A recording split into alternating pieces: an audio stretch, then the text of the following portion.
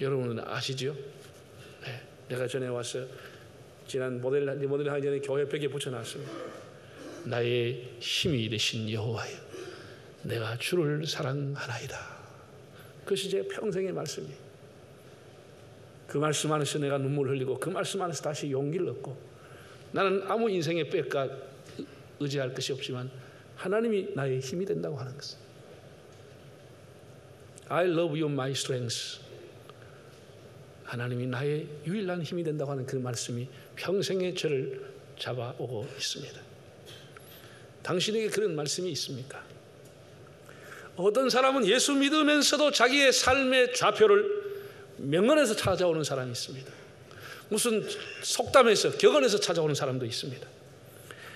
옛날 논어 맹자 같은 문헌에서 학자들의 쓴 글이나 혹은 정치인들의 말 중에서 자기 평생의 좌표를 삼는 사람도 있습니다. 물론 그럴 수도 있겠죠.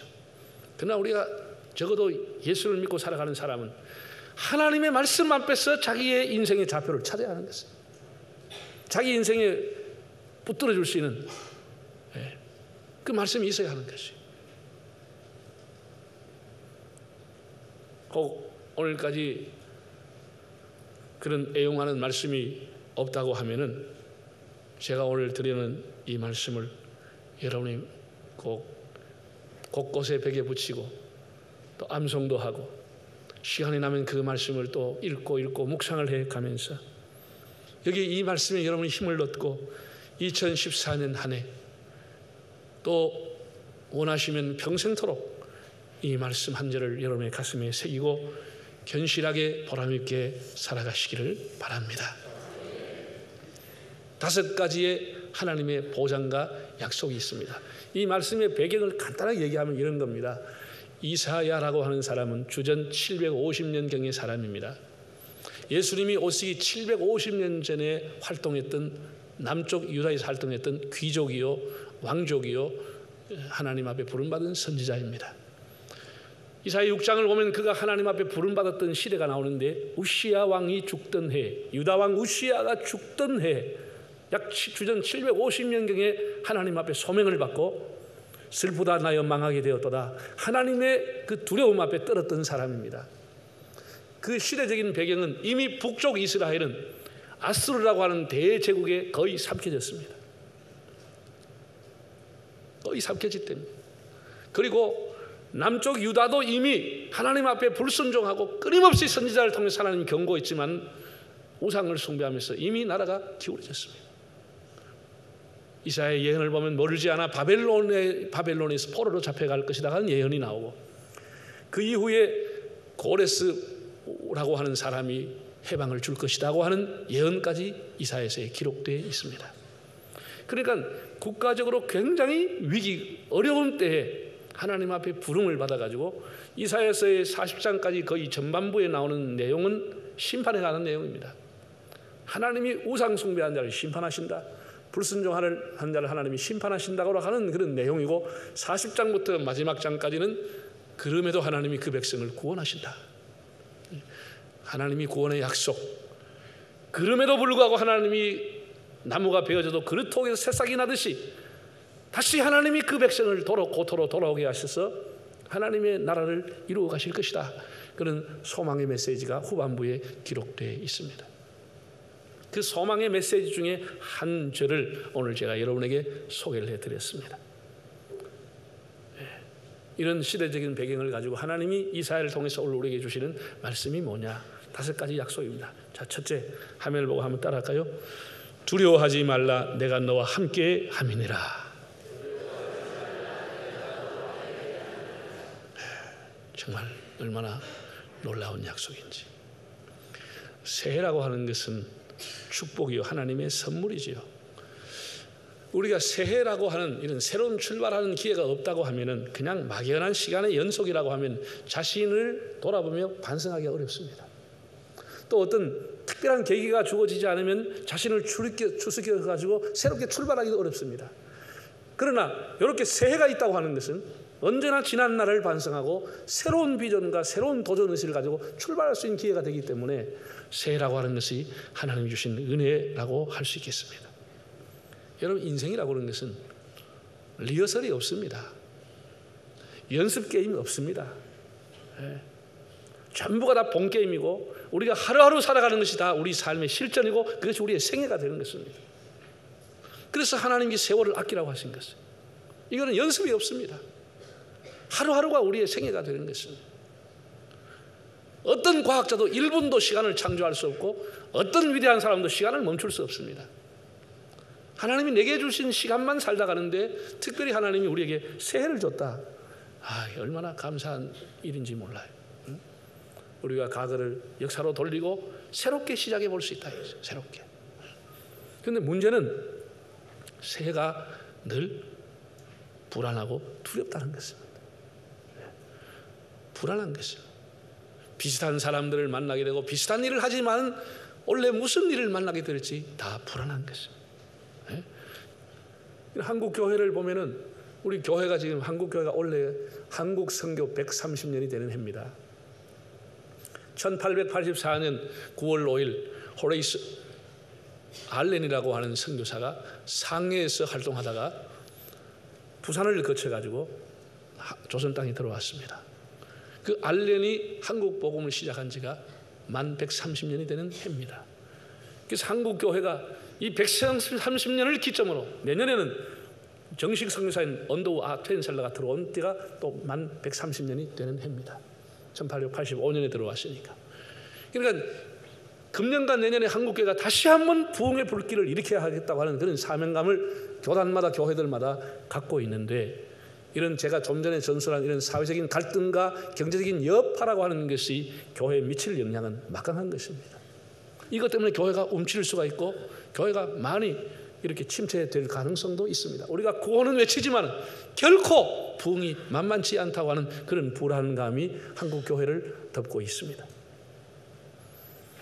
거기다가 온갖 이름도 모를 불치의 병과 전염병이 돌고 있습니다.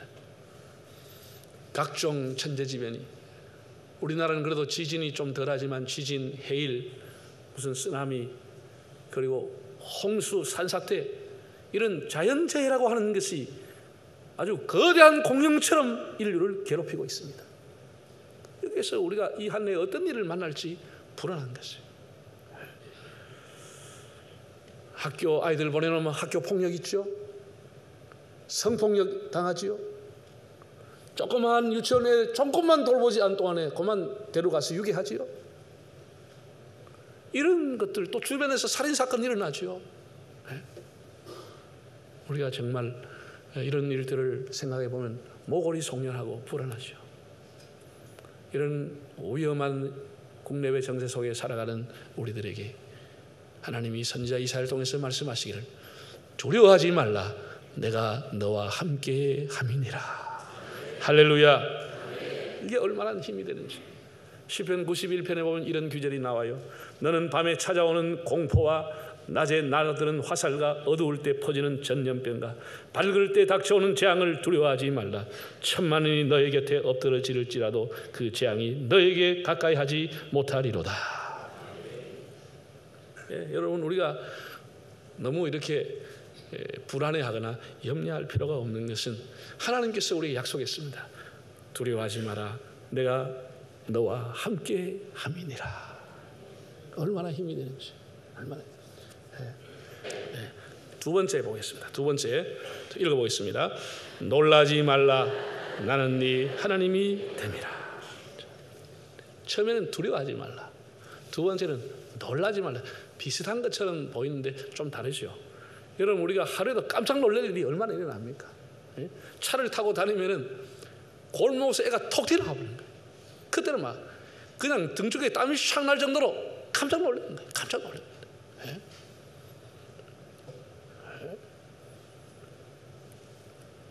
그런 우리가 저 병원에 가서 뭐 검사 받아가지고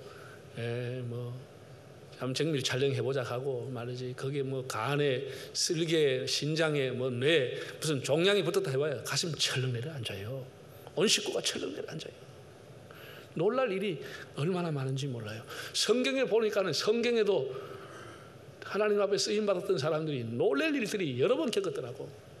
아브라함이라고 하는 사람은 흉년이 들어가지고 아내를 데리고 이집트로 내려갔어요. 가서 얼마 안 살았는데 그 바로라고 하는 왕이 그 사라를 보고 좋아가 침을 끌고 살피면서 그 사라를 밤에 그냥 데려가 버렸어요.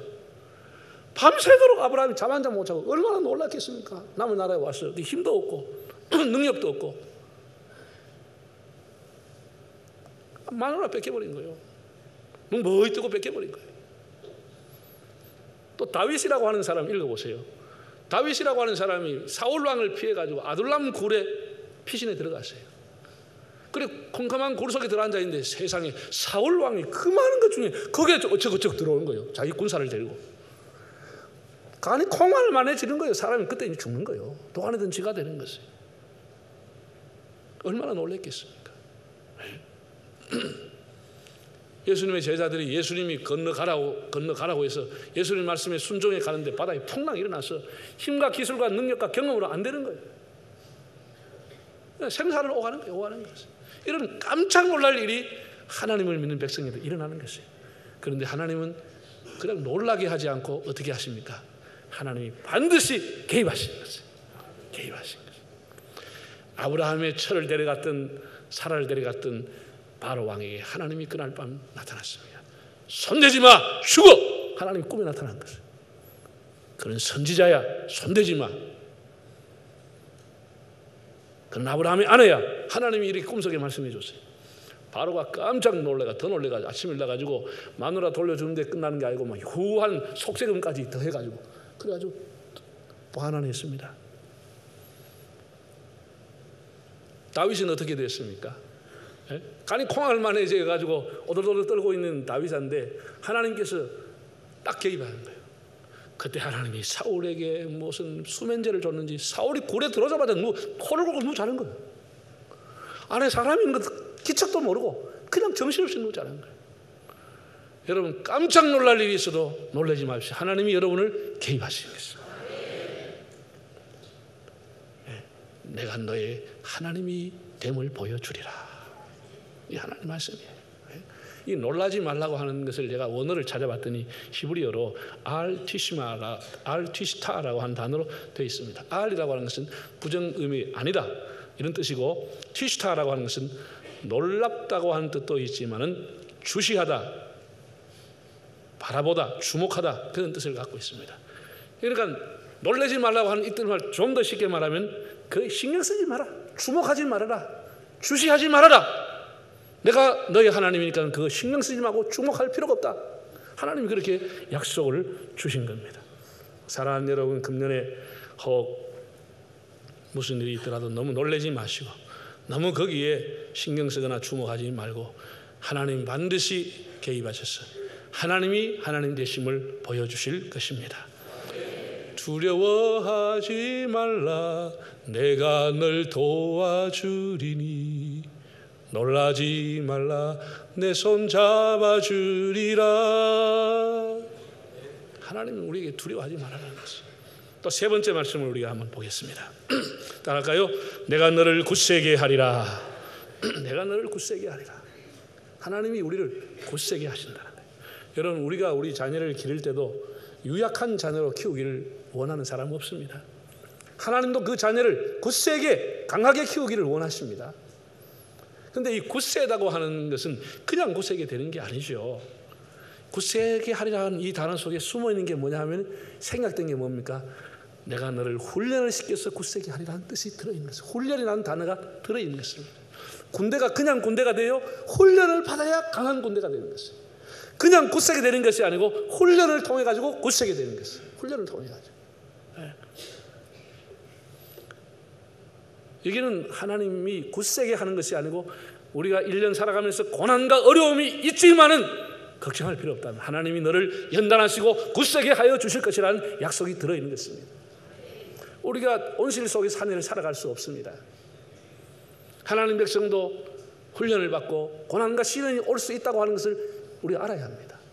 그러나 낙심할 필요는 없습니다. 여러분, 운동을 하는 사람이 근력을 키운다, 굳세게 하려면 어떻게 해요?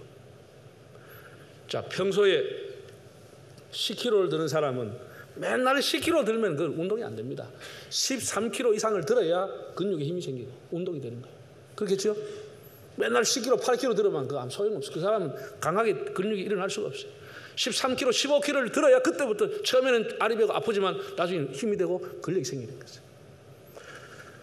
우리가 지금처럼 평평하게 하나님이 지내시면 우리가 영적으로 강한 군사가 될 수 없습니다. 우리 혹한 어려움이 오고 시련이 와도 하나님이 나를 영적으로 근력을 키워주시는구나 믿음을 갖기를 바랍니다. 그러면서 기도하면서 우리가 굳세지는 거예요. 인내하면서 우리가 더 강하게 되고 시련의 눈보라를 맞으면서 우리의 신앙이 더 깊어지게 되고 캄캄한 밤을 지나면서 하나님과 교제하게 되는 것이에요. 그래서 우리를 굳세게 하나님이 만들어주시는 것이에요. 사랑하는 여러분, 혹 어려운 일 당하면 낙심하지 말고 하나님이 나를 훈련시키는구나, 하나님이 나를 일꾼 세워주시는구나, 그런 믿음으로 더 기도하고 하나님 앞에 더 바짝 붙여가지고 한 해 승리하시기를 바랍니다. 자, 그 다음 네 번째 읽어볼까요? 시작. 참으로 너를 도와주리라. 1850년대에 미국에서 강철 왕을 했던 앤드류 카네기라고 하는 사람이 있습니다. 이 카네기는 원래 영국 사람인데 13살 때 집이 어려워서 온 가정이 미국으로 이민을 간 사람입니다. 피츠버그에서 그 13살에 이민을 부모를 따라가서 피츠버그의 전신전화국에 일용직으로 근무한 거예요. 일이 있을 때만 불러가지고 일 시키는 거. 그건 일용직인지 뭐 임시직인지 그래 불러한 거예요. 정식 계약된 게 아니고. 그래도 이 소년이 벌어오는 수입이 그 집에 꽤 큰 부분을 차지할 만큼 그 수입이 별로 없었던 것이 이민 가가지고. 그래서 전보를 이렇게 오면은 급한 전화 전보를 이렇게 이제 전보를 배달하는데 이 소년이 생각했어요. 카네기가 어차피 내가 내 구역에 이렇게 전보를 배달할 것 같으면 사람 이름 주소 정확하게 외워버려야 되겠다. 이렇게 생각하고 이 사람이 사차치 조사를 싹 해가 자기 구역에 있는 사람 이름 주소를 싹 외워버린 거야. 그래가지고 왔다 연락하면 바로 그 집에 딱 전달하는 거야. 지금하고 달라서 150년 전만 해도 통신이 발달이 안 돼가지고 주소가 틀리게 오거나 이름이 틀리게 오거나 이름하고 주소가 틀리게 온 게 들어 많았지만 그때마다 이 카네기가 정확하게 그 집에 배달하는 거예요. 정확하게 배달하는 거예요. 그래서 1년이 다 지났어요.